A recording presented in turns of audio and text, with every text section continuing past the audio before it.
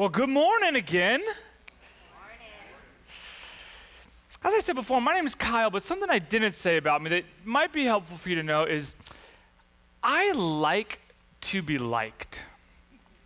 Now, my wife might push back. She said, no, Kyle, you really like to be liked, and you really like to be told how much people like you. And I was like, really? Okay, you're probably right. Now, don't get me wrong. I used to need to be liked. Oh, and that was miserable. I don't recommend that. If that's you, come talk to me, come to Celebrate Recovery. That life is no fun. But I've been there. There was a time in my life where I said, I don't care what people say about me. I don't care if you like me. Which is only said by people who do care what other people think, but don't want to admit it. Because if they didn't care, they wouldn't tell you. And I think there's this natural, I just imagine 9 out of 10 of us would say, I like to be liked. Now, whether you really like it or you kind of like it, we can debate, but we all have this piece of it. And it gets hard when you want someone to like you and they don't.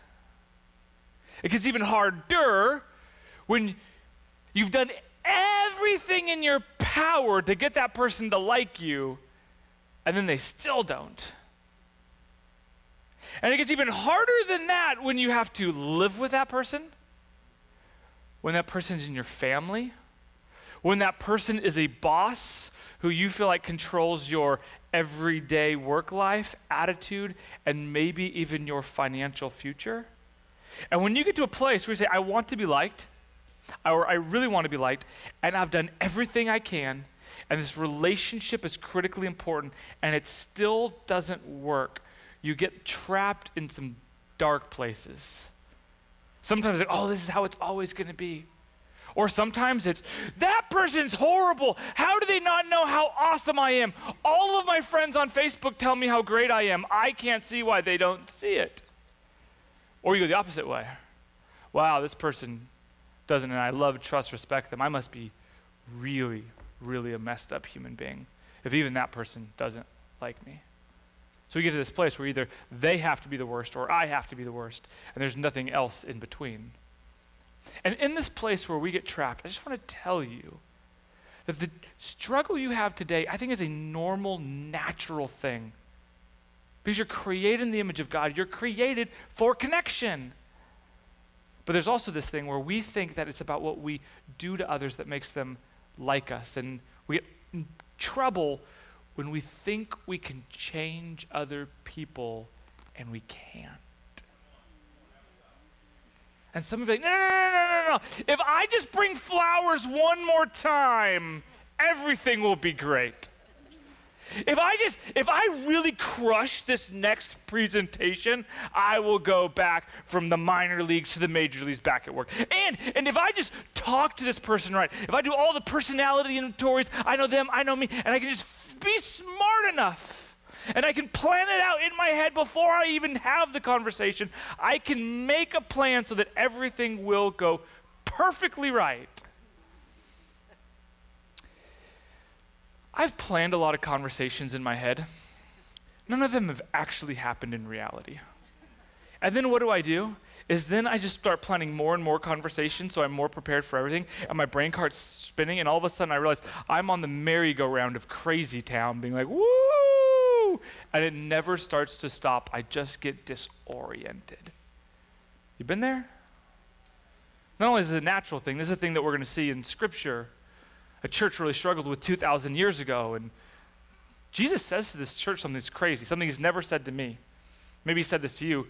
He says to this church, you've done everything right, which he has never said to me.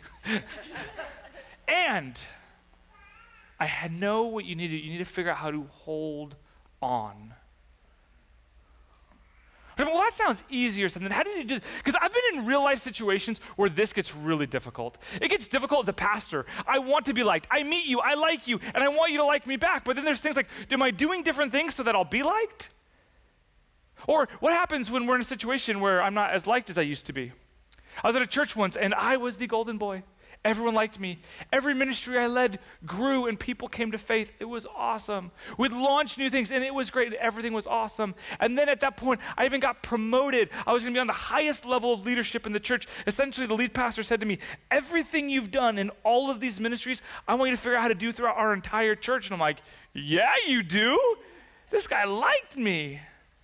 And then a month later, we go into his office and I'm like, strategic planning, new job description, probably my new compensation plan for my new responsibilities. And all of a sudden he put down in front of me a performance improvement plan.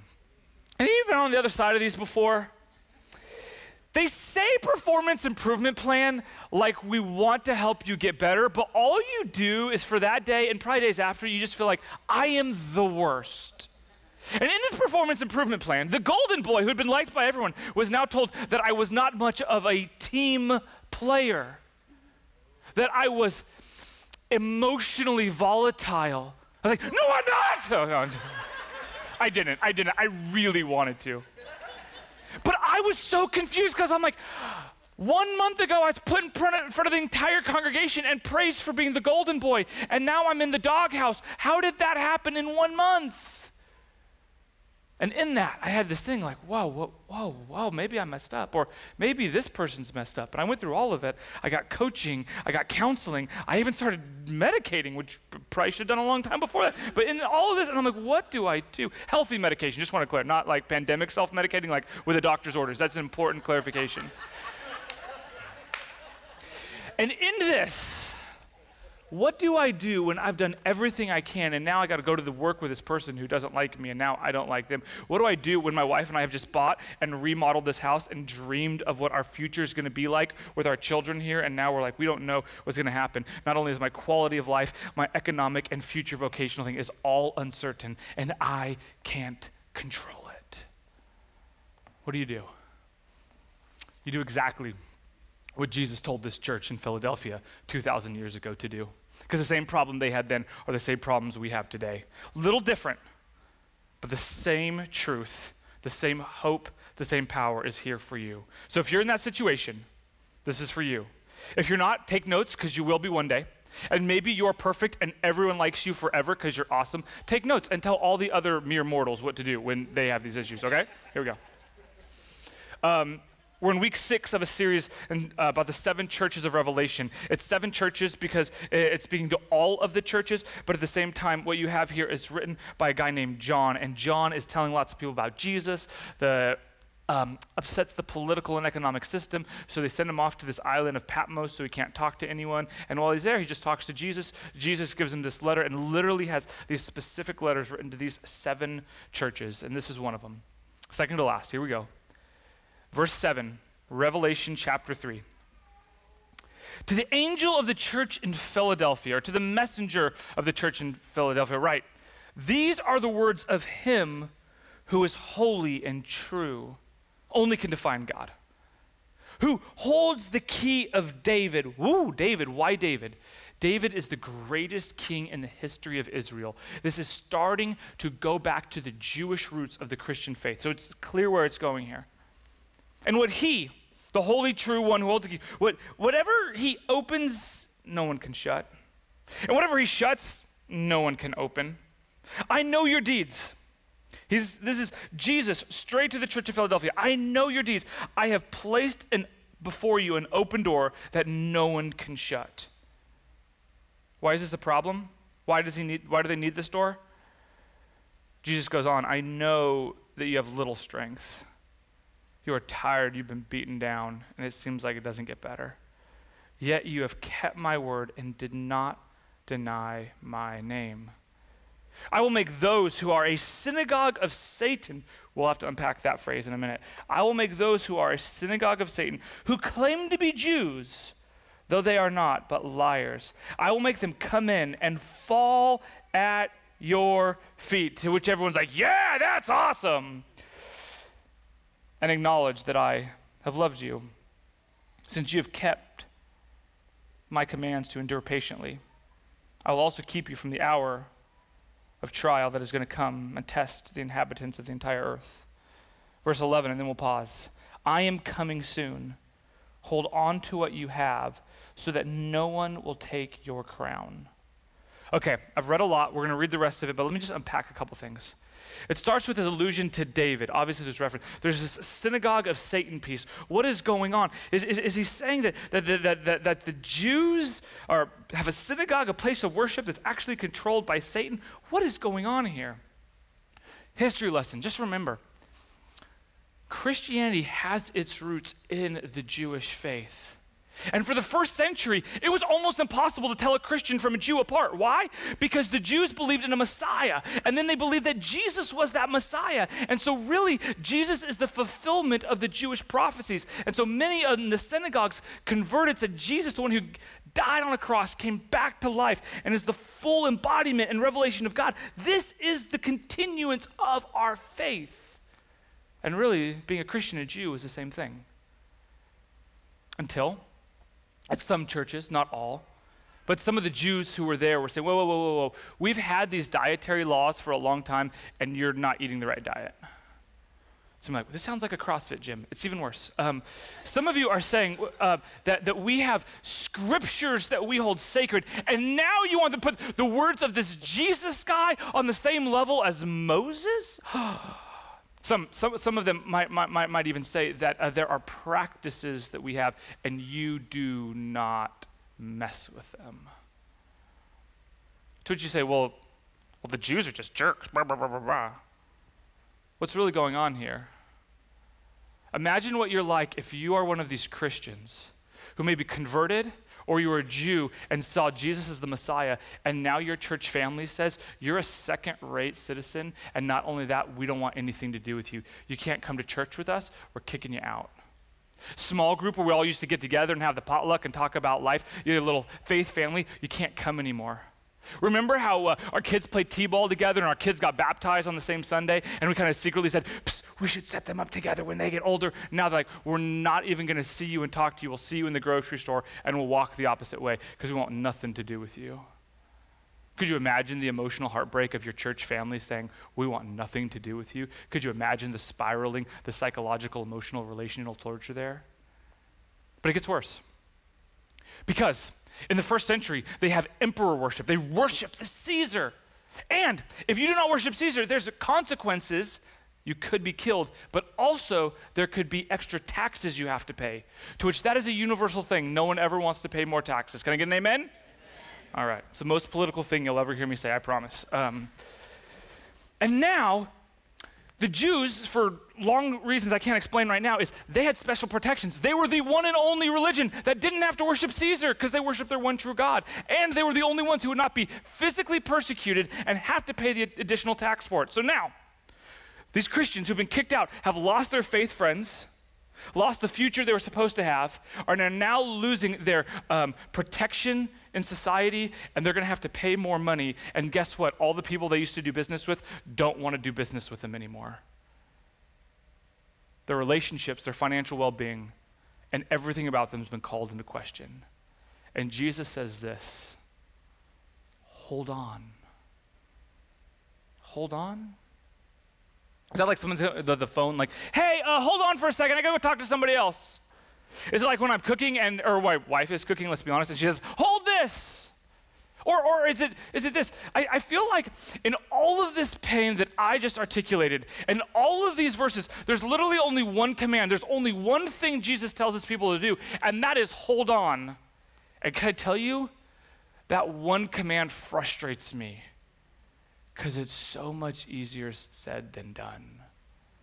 You ever have that friend who gives you advice and it feels so cliche, it feels hollow? It's bumper sticker ethics. It's this thing where you say, well, that would be easy to do if I knew how. And I want to tell you, as I go back to those moments where I'm like, whoa, wait, I'm getting promoted and now I'm getting punished and I don't know what's going on. When people gave me advice, it was always true and I just couldn't do it. And I learned this about myself. I just want to share this with you. For those of you who are saying, oh, yes, I'm ready to hold on. If that is you, awesome. We'll help you with that in a minute. But for those of you who say, the idea of holding on just seems so simple and I don't know how to do it yet, let me just say it this way. This is the big idea. This is what we're going to talk about for the next 20, 25 minutes or so, and it's this. You have to be able to let go in order to hold on. Let me say it again, and then I'm going to spend some time unpacking it. You have to be able to let go in order to hold on.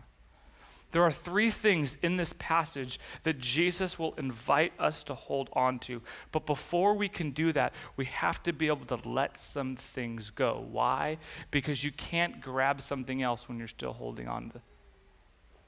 When my wife says, hey, hold on to this, I'm like, sorry, I've got knives in my hands. It doesn't quite work. Or more realistically, I have a Nintendo controller in my hand. It just won't work. So how? First, let me just talk about 3 ways to let go before we talk about 3 ways to hold on.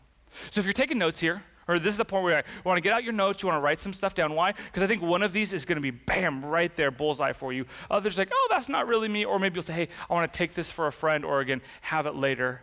But we're going to look at how do we let go of 3 things so that we can hold on to 3 things so we can do the one and only thing Jesus is trying to tell us when life and relationships seem out of control. What do we do? First, what do we let go of? We have to let go of expectations. Expectations. Some of you go, well, what is an expectation? An expectation is something you don't even know you have until someone else breaks it. Some of you are laughing because you've been there. Let me explain. This is how an expectation works. I got married to my wife. We had expectations of how things would go, about how we would raise our kids and all of those things. And then after only 6 months of marriage, we just celebrate this amazing thing that we call Christmas. We go to Christmas Eve service. I come home, I'm like, it's time to open presents. And my wife said, it's not Christmas Day yet. And I'm like, huh?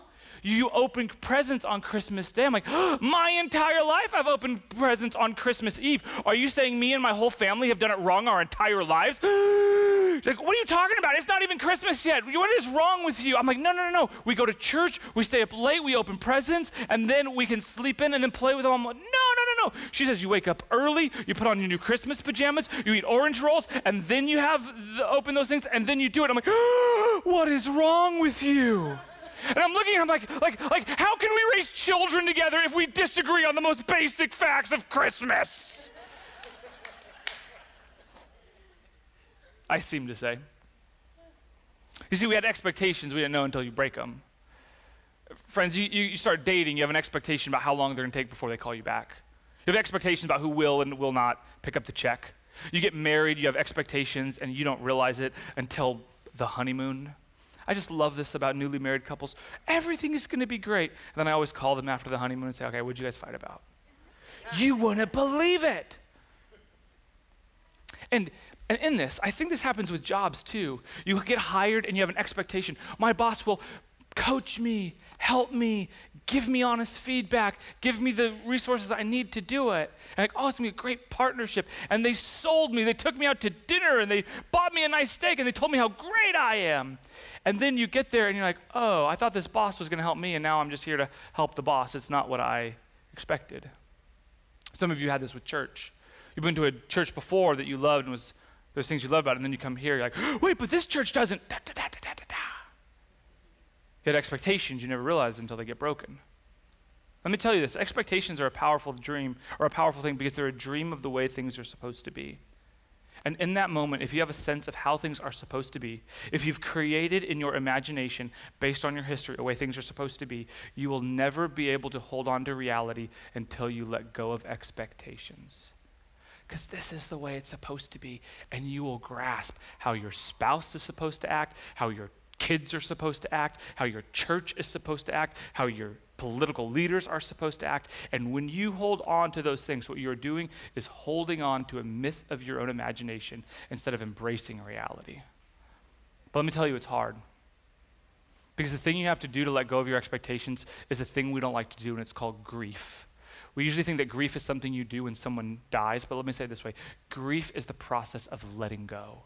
And for some of you, there's this painful thing of saying, the way I wanted it to be is not the way it is. But the moment you begin to let go of the way it's supposed to be, let go of your expectations, is the moment your hands become free to hold on to what is the new, better thing that God has for you. I had crystal clear expectations about the woman I would date and marry and how things would go. Those expectations have not been fulfilled, and I thank God for it every day. because the thing I wanted was not nearly as good as what Jesus actually gave me. But there had to be some grief to let go of the perfect that I created in my own brain to receive what would then become the perfect gift that God had for me, because he knew what I needed more than I needed for myself. So, first thing we let go of, expectations. I had an expectation, it's how my boss is supposed to be, this is how it's supposed to go, let go. Second thing, the second thing you have to let go of is comparison. And it's interesting, there's never been a time in human history where we can compare ourselves to each other as easily as we can today. Anyone who opened up their phone today probably got suckered into this thing of comparison.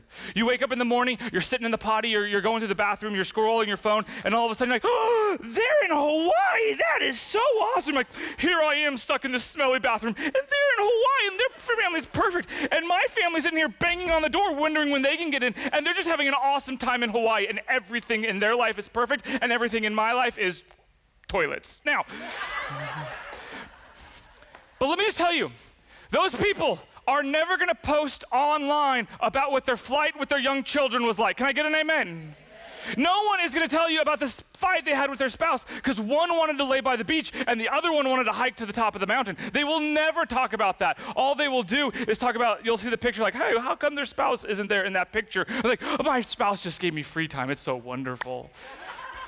Not, yeah, we didn't speak to each other all morning, it was really ugly. And in this world, we can do it in every way. I'm gonna just warn you, friends, just teenagers, if you're here, I just want you to hear this more than anything else, there is no win in comparison. There's no win in comparison. Thinking I'm better than someone else, there's no win in that. Because if you think you're better than someone else is gonna be better at you than that one day, and you're just gonna beat yourself up because you'll compare.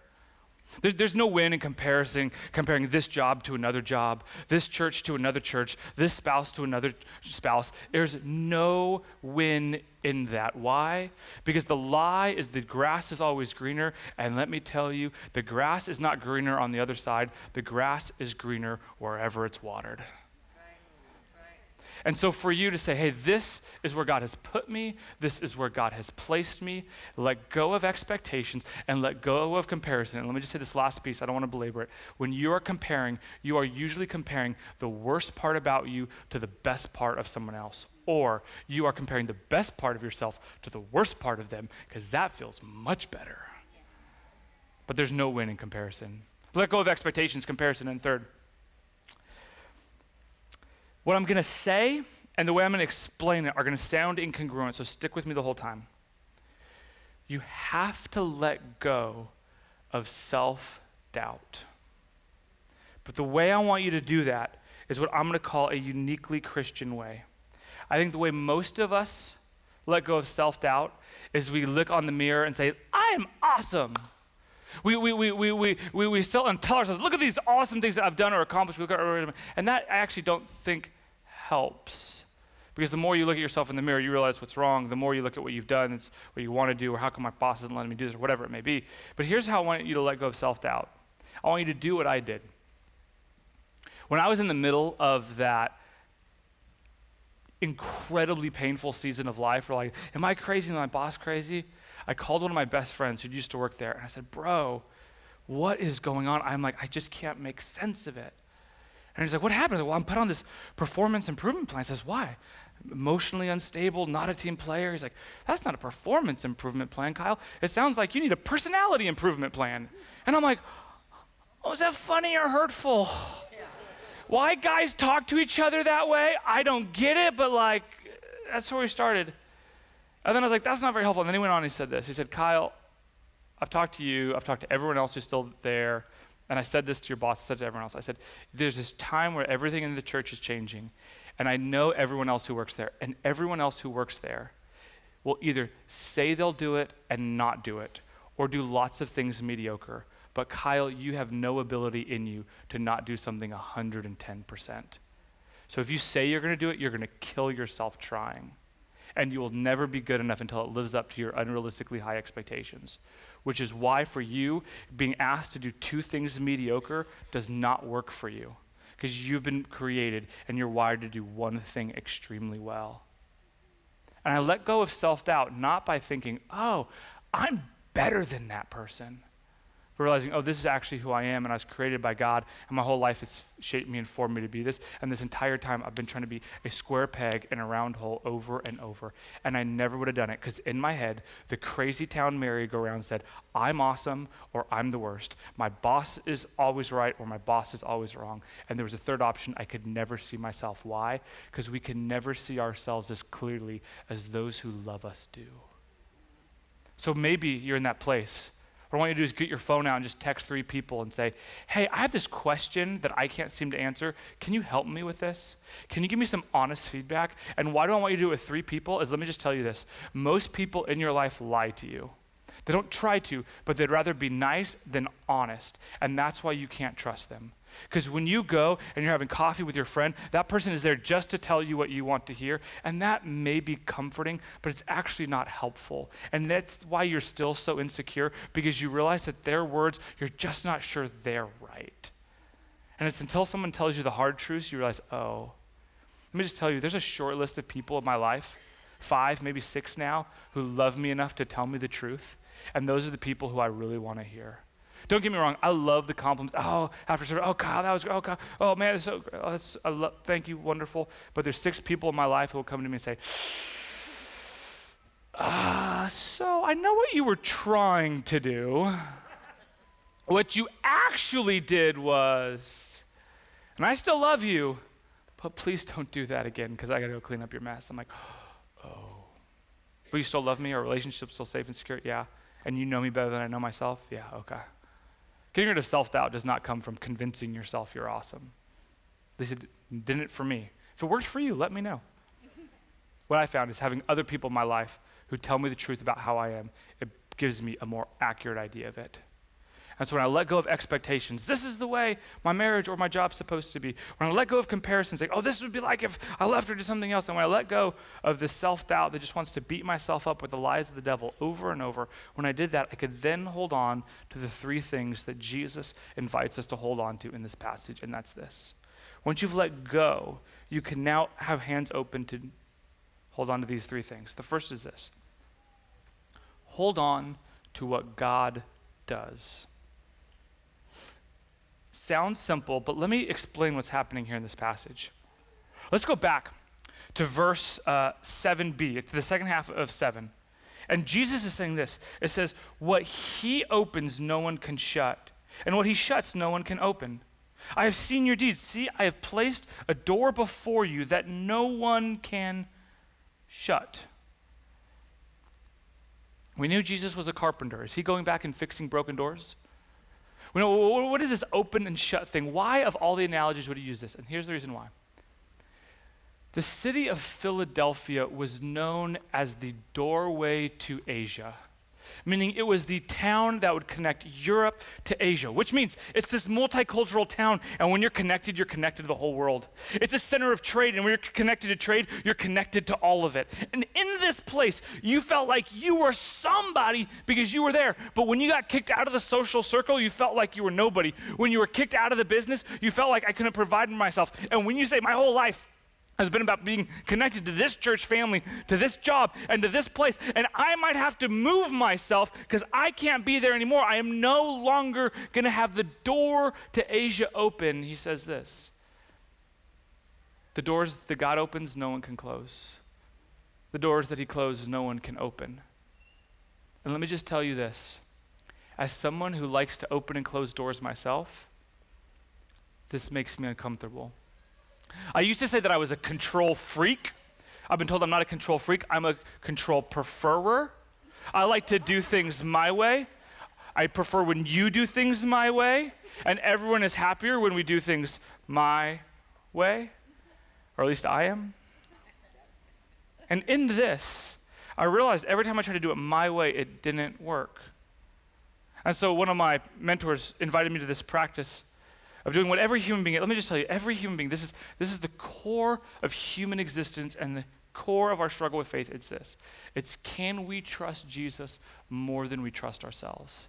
Because on Sunday we sing about how much we trust God, and we live the rest of our lives like we are in control and we can fix it. We say, thank you, Jesus, for saving me. Now let me go be God the rest of the week. And that's how I lived. Until a mentor said this: instead of trying to hop on the merry-go-round of crazy town and spin around in circles and figure out how you're going to fix this in your head, why don't you let Jesus fix it? I said, well, how would I do that? He said this: take out what you're struggling with and write it down on a piece of paper and put it in your God box. I'm like, a God box? I told you don't put God in a box. That's why, no. This is a prayer box where what you do is you say, Jesus, on Tuesday morning at 9 o'clock, I'm going to take this thing back and I'm going to be God of it. But until then, what I'm going to do is I'm going to write down this thing I'm struggling with. I'm going to put it in the God box. I'm going to say, hey, Siri, Tuesday at 9:30, remind me to take this thing back. And in that posture, I'm going to be God. I'm going to let him be God for 3 days, see if he does all right. And if he doesn't, I'll try my hand at it. What happens every time? I write it down, I go, and then all of a sudden, what happens? I'm sitting at a red light, and all of a sudden, oh, no, okay, don't think about it, let it go. Later that night when I go to bed, I'm like, I can fix this thing, I can do all the mental gymnastics, I can make it work. I said, no, actually, I've trusted God with it. But I don't know if he's trustworthy, so I'm gonna go be God of it on Tuesday. And the next day comes up, I'm actually not thinking about it. The next day comes up, I'm not thinking about it. And by the time that Siri reminder goes off on my phone, what I usually realize is this problem's been solved and not by me. Because what Jesus did, what only he could do, and change the situation and change the person. Something inside of me changed where it's like, I don't need it as much. Something else has changed where I got new information that I didn't have then, and I just couldn't make the right decision then. And every single time I've done that, it's worked for me. I don't say that as a peddler of formulas. I don't believe that Jesus is enslaved to our formulas and our practice. That's not it at all. But this is a human struggle of this. Can I trust Jesus with blank? Can I trust him with my job? Can I trust him with my children? Can I trust him with my cancer? Can I trust him with my 401k? Can I trust God more than I trust myself? And if you are like me, a control preferer, you would much rather be in control than let God do it. But what I want to tell you is, every investment you make can fail, but none that he does. Every door that you open can be closed. Everything that's closed on you by someone else, God can come back and open. And in this place, you can say, God, I'm going to trust that you will do what only you can do. And I will trust that you are working even when I'm not. And that is how you hold on to what God is doing. But that's not the only thing I want you to hold on to. Don't just hold on to what God is doing. Hold on to what God says. Particularly what he says about you. Read this let's start in verse 11. Jesus says, I'm coming soon. Hold on to what you have. What do you have? Hold on so that no one can take the crown. Oh, no one can take your victory away. Actually, you already have victory. Oh, I didn't know that. The one who is victorious, I will make a pillar in the temple of my God. You got kicked out of your last synagogue. I'm building a temple and I'm making you a prized component of the architecture. A temple of my God, and will never leave it again. I will write on them the name of my God, the name of the city, the name of Jerusalem, which is coming down from heaven, and I will also write on them my new name. The heck? What does that mean?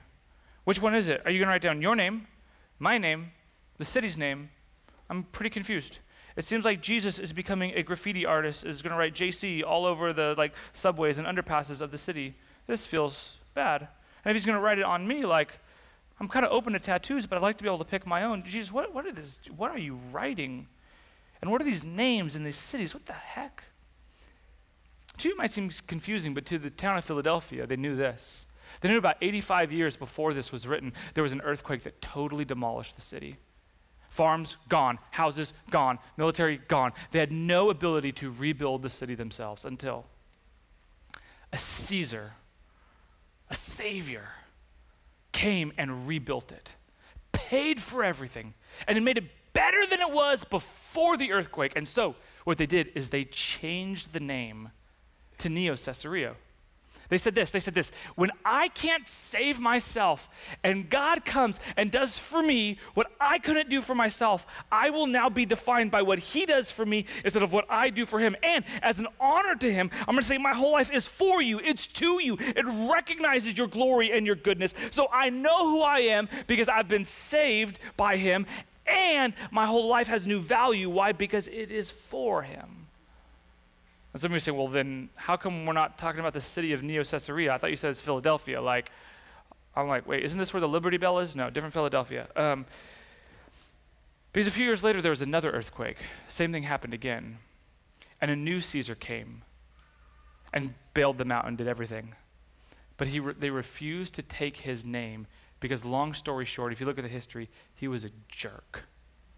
They said, we do not want to be associated with you. So in this, there's this invitation that God will do for you what you cannot do for yourself and allow your life to be defined by him. And in that, what you realize is that you are not defined by what you do, but what Jesus does for you. And this is transformational, like Karen said earlier in her story. And let me tell you why this is so important. And the reason this is so important is Pokemon. Anyone here have Pokemon in their life? Anybody? Anyone? All right. I'm just me? All right. Well, my kids are obsessed with it. And so I like when you point at adults. That's funny. My kid just saved up all of his money and he bought a $10 Pokemon. The greatest card ever. And then he goes out and what they're doing is they're trading with all this kid. And my 6-year-old goes in and now all of a sudden there's a big bully on the street. He's 10 and he was like, hey, you should trade me your one really expensive Pokemon for 2 because 2 is better than 1. And I was like, bro, do you know what those other 2 cards are worth? You should, because online there's this thing called a Beckett, and a Beckett tells you what something is worth.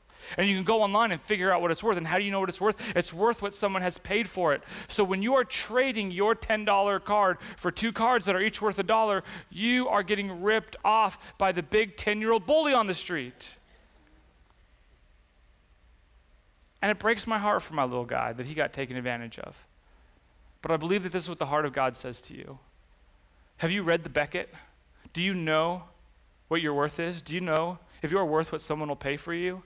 Know this, that the God of the universe paid and gave his life for you. If the infinite God died and traded his life for yours, it means your value is infinite. And in that you have this opportunity. You can be cheated by seeing yourself as less valuable than you actually are, or you can receive the gift of who you are and whose you are. And in that moment, you have this opportunity. Will I be defined by what I do for myself, or will I be defined by Jesus? You hold on to what he does because he's working for you. You hold on to what he says because it's the true embodiment of truth. And this last thing. Some of you are going to be confused because I said the third thing you got to let go of is self-doubt. And I'm going to say this last thing and the band's going to come out. We're going to close. But the thing I want you to hold on to is humility. Ooh, Kyle, you said I need to let go of self-doubt. I need to say, I am priceless. I'm made in God's image. I'm awesome, right? Yes. And as we talked about a few weeks ago, all of us human beings have 2 things in common. We are all the best and the worst. We are all beautiful and broken. We all are created in God's image and have chosen to be less than our inheritance. In that, we realize, oh my gosh, I'm not perfect.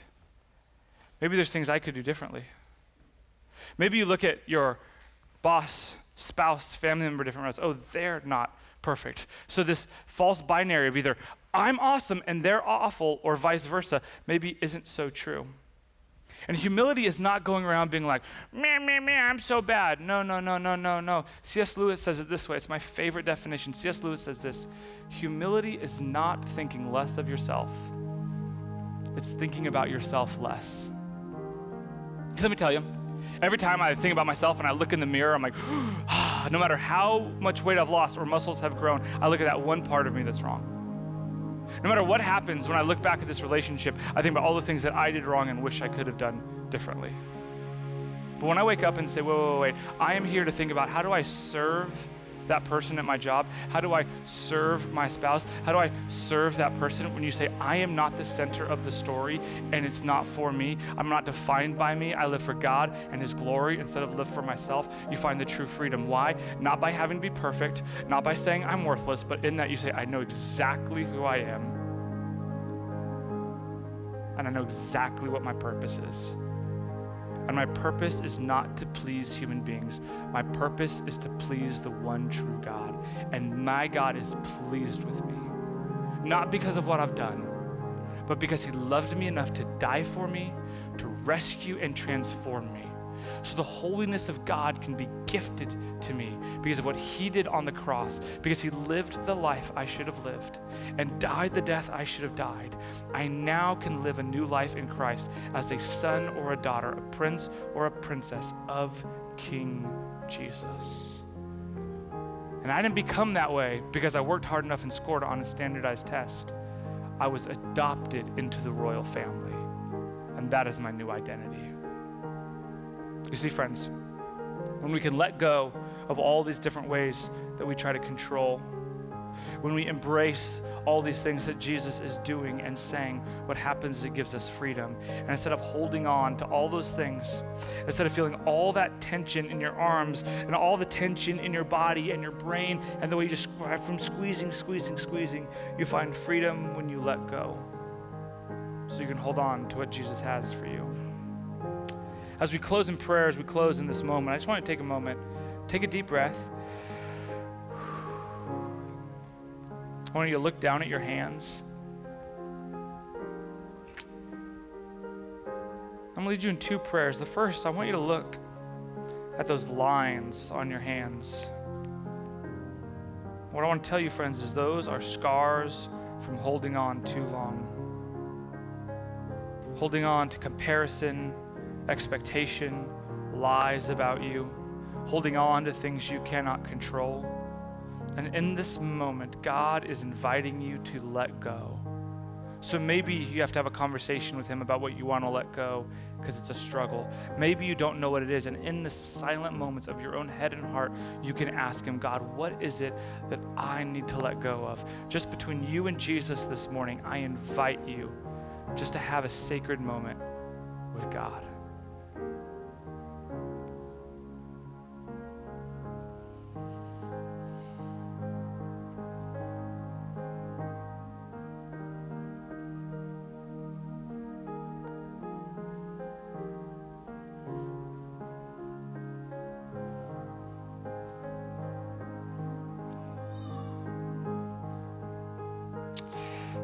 Next, I want to encourage you to look down at those open hands again and say, now that you have let go, so you are open to what Jesus has for you, ask him, what do you want me to hold on to?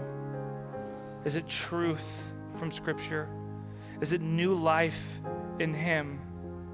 Is it trusting him more than you trust yourself? Maybe there's a relationship or a responsibility he actually wants you to hold on to. And in this moment, talk with Jesus about that, or ask him, God, what do you want me to hold on to?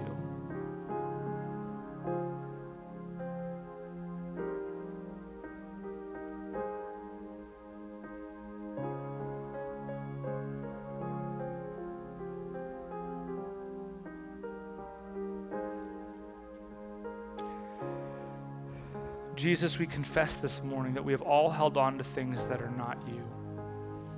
So pry our hands and our hearts from grasping on things that do not do for us what you can. Lord, as we open our hands and hearts to receive whatever new, better thing you have for us, I pray that you'd give us the power through your Holy Spirit to hold on. And God, at times where we do not hold on the way you have called us to, I pray that we'd find trust not in our ability to hold on to you, but the trust that you are holding on to us. God, thanks for holding me when I wanted to run from your care and your love. Jesus, you know the condition of every heart and the needs that we all have. You know how and why we're struggling to trust you. So God, in this moment, give for each of us what we need.